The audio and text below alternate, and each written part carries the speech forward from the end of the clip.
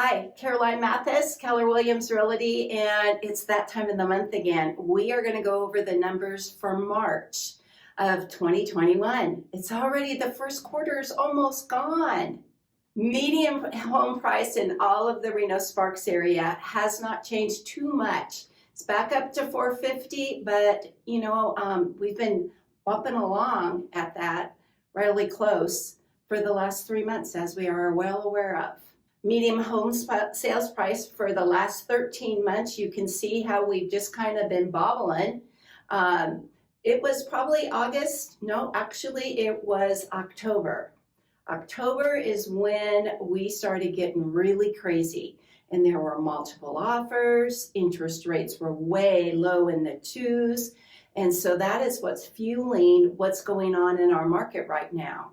Average days to contract, look at this, it's only 24 days. So that's the time that we go and put a sign in the yard and put it up on the MLS. When it goes to the MLS, of course, then it goes all the way across the World Wide Web, right? So your house is on the market, and normally within 24 days, you are in contract. Of lately, with homes that I have been listing and showing, it's a matter of about 4 days. So just to kind of figure that part out. All right, this screen I always love to look at because it tells us what the sales were, the number of new homes that have come on the market for a month, and then the inventory by the end of the month. So this is for February, and we had 381 homes that were sold, and 450 came on the market. 274 by the end of February were still on the market. Today I looked, and we had 179 homes on the market. The starting price was $279,000. That was for house number one, and that is normally in numerical order, and it went down to a $13.4 million home there in Arlington. Quite interesting, but all of those numbers in that whole sphere is the active inventory. Months of inventory for sale, we have more like weeks. As you can see, it's 0.07, so almost just a little bit less than a month. Active inventory for price range. This is really interesting because look at how many homes there are. 65 homes between 400 and 500,000. That's our median price range, as we just saw. 65 homes, not very many homes, but it's been higher than we've had in the recent past. New contracts by month, we had, look at how this is October, we had 656 contracts, and then it just went stop. Everybody got a little apprehensive, a little bit frightened. What is going on? We kind of talked about that in our past videos that I've done coming up to election, and we've just kind of bobbled. Isn't that interesting? So new contracts, 398 new contracts. Months of inventory, this, as you know from multicolor slide, this is across the United States. Reno Sparks area is not just the only one. They're a little bit less than 2 months of inventory for any given state that you're gonna maybe move to. So quite interesting. It's just not hyper local here. It's across the United States that we're not seeing any listings. Median price, we're gonna go through this really quick because you can pause my video and kind of look this over, but this is quite interesting. 28 days and active inventory in Reno where it's 213 homes. In Sparks, we had 61 homes at the end of the month. In all of Sparks, that's all of Spanish Springs, all of that area, 61 homes. Then we go out to Fernley. They had 18 homes. Can you believe that? I know Fernley's not very big, but they have some really nice new built areas, new neighborhoods, and only 18 homes. Can you believe that? We'll go down to the capital. Capital city, of course, is Carson City. 25 homes. Their inventory was down a little over 7%. Crazy.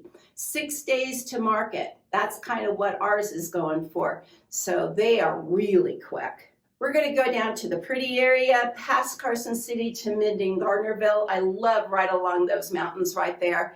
They have 7 days to go put a house on when the house goes on the market, and then and gets an accepted offer, but they only have 47 homes available. That's our upper end, as you can see by their median price of $570. We'll look also to the maybe something to get into for our townhomes, active inventory, there were 72. Medium sales price was $253 plus a little bit. Remember, we always talk about the HOA fees. You want to make sure that you're going to be able to make those every month for your payment, because you might as well consider that just like the power bill, right?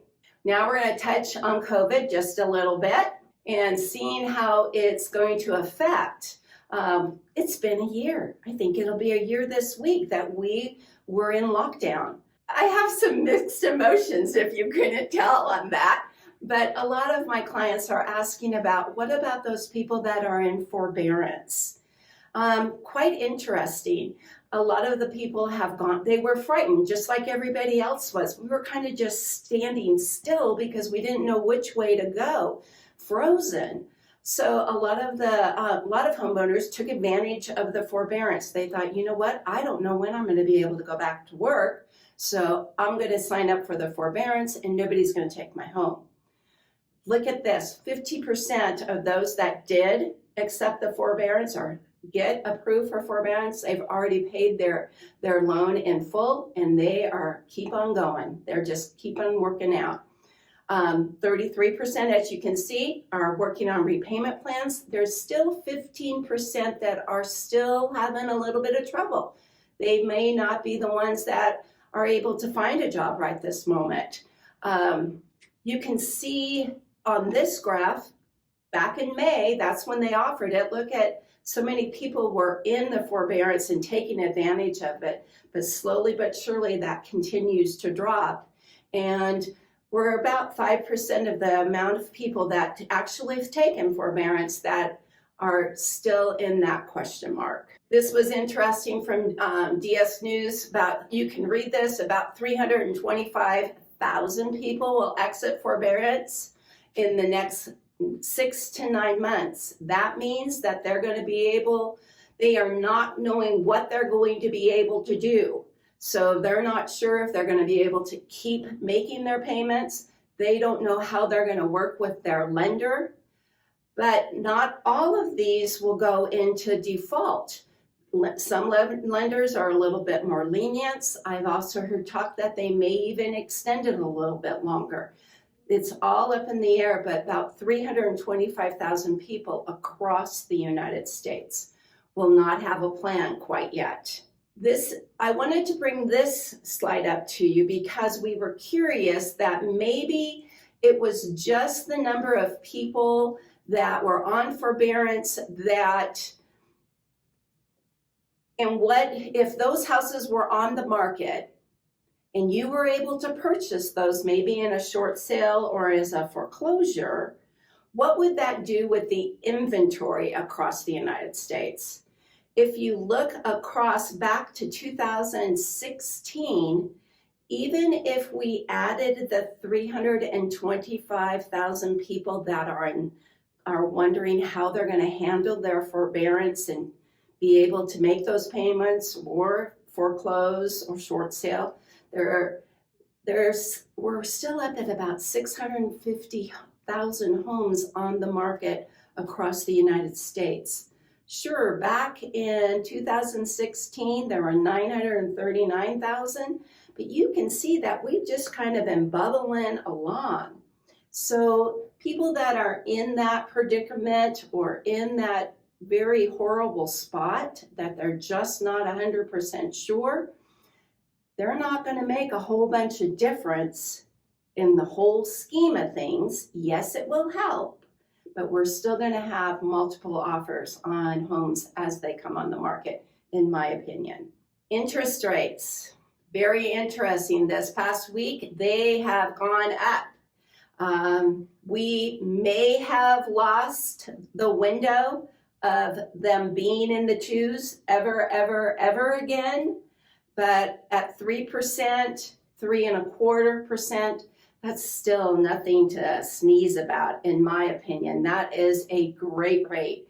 You can see of the top four, they're anticipating right there in the threes. I hope this information was interesting to you.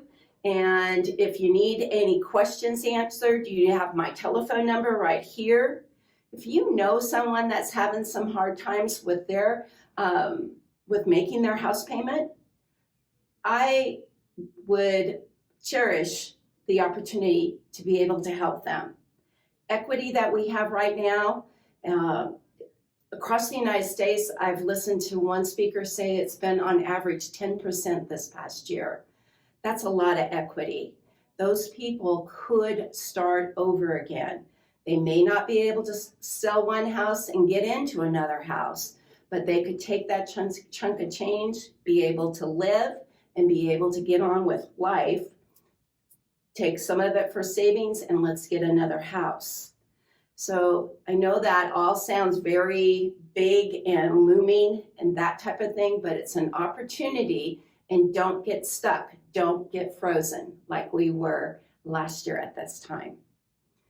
I hope you enjoyed this and got some information. My name is Caroline Mathis, and I'm here to help you. Thank you so much.